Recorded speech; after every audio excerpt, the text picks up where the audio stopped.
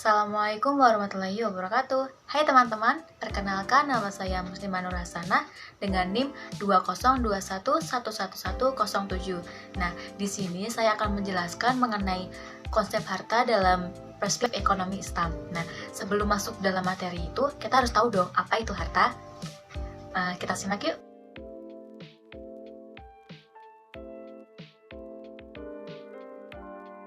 Jadi menurut Hanafiyah, harta merupakan sesuatu yang dapat dikuasai dan dapat dipelihara. Selain itu dapat dimanfaatkan menurut kebiasaannya. Sedangkan pendapat menurut selain Hanafiyah memberikan pandangan bahwa manfaat itu termasuk harta. Jadi sebab penting itu manfaatnya, bukan dari zatnya. Tadi kan udah menjelaskan tentang pengertian harta. Nah, di dalam harta itu memiliki 4 unsur ya. Yang pertama, kenilaian, yang kedua terpelihara, yang ketiga bermanfaat, dan yang keempat manusia cenderung kepadanya. Nah, kemudian harta dan batasan dalam pengelolaannya. Di dalam Al-Quran surah An-Nur ayat 33 yang berbunyi, Wa atahum mimma lillahilladzi atakum.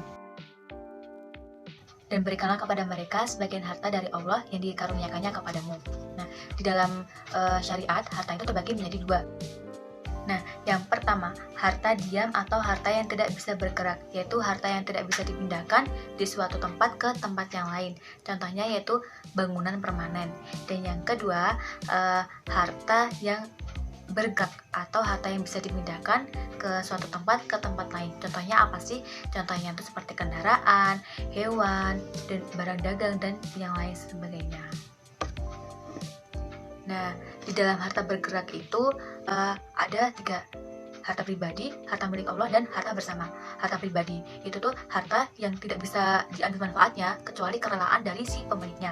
Nah, kalau harta milik Allah itu jadi manusia itu diberi kesempatan sama Allah itu cuma sementara untuk memiliki harta gitu. Nah, yang ketiga, harta milik bersama, yaitu harta yang bisa digunakan oleh bersama.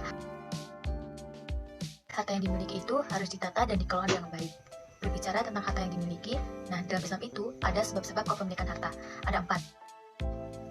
Yang pertama ada ihraz al-mabahas, yang artinya penguasaan harta bebas, di mana bebas menguasai harta yang belum dikuasai oleh orang lain.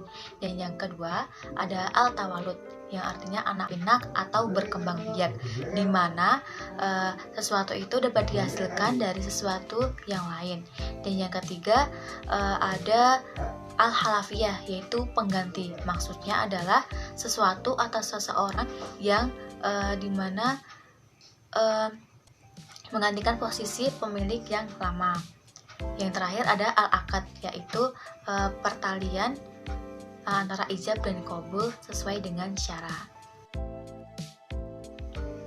Kemudian terkait hak terhadap harta, seperti yang sudah dijelaskan di awal tadi, itu ada 4. Kepemilikan individu atau perorangan, kemudian ada kepemilikan umum, kepemilikan negara, dan yang terakhir kepemilikan Allah.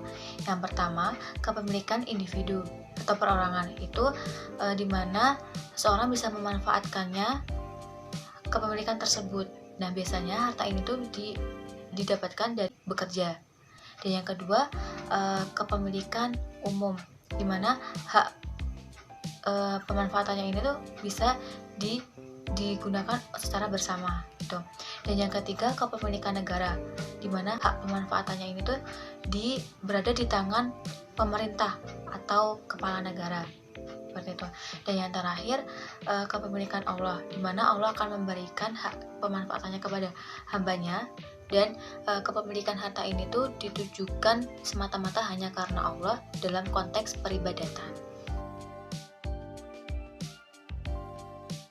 Hubungan manusia dengan harta sangat erat kaitannya, hingga keinginan memiliki harta itu menyamai naluri manusia untuk bertahan hidup. Hubungan manusia dengan Allah dalam hubungan harta kekayaan adalah Allah sebagai pemilik mutlak dari kekayaan dan memberikan anjuran kepada manusia untuk mengatur harta mereka dengan sebaik-baiknya. Dengan harta, manusia dapat melakukan manajemen keuangan di dalam pemenuhan kebutuhan hidupnya.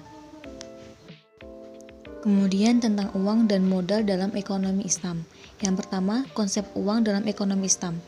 Uang merupakan objek yang berperan penting dalam perekonomian. Nah, konsep uang menurut ekonomi Islam, uang adalah uang, bukan kapital. Sementara dalam konsep ekonomi konvensional, konsep uang tidak begitu jelas. Ekonomi Islam mendefinisikan uang sebagai fasilitator atau mediasi pertukaran, bukan komoditas yang dapat dipertukarkan dan disimpan sebagai aset dan keyakinan individu. Kemudian konsep modal dalam ekonomi Islam. Modal yaitu barang yang dihasilkan oleh alam atau buatan manusia, yang diperlukan bukan untuk memenuhi secara langsung keinginan manusia, tetapi untuk membantu produksi barang lain yang pada gilirannya akan dapat memenuhi kebutuhan manusia secara langsung dan menghasilkan keuntungan. Secara fisik, terdapat dua jenis modal, yaitu modal tetap dan modal yang bersirkulasi. Nah, perbedaan keduanya dalam syariah dapat dilihat sebagai kalau modal tetap pada umumnya dapat disewakan tetapi dapat dipinjam. Sedangkan modal sirkulasi bersifat konsumtif, bisa dipinjamkan atau tetapi tidak disewakan.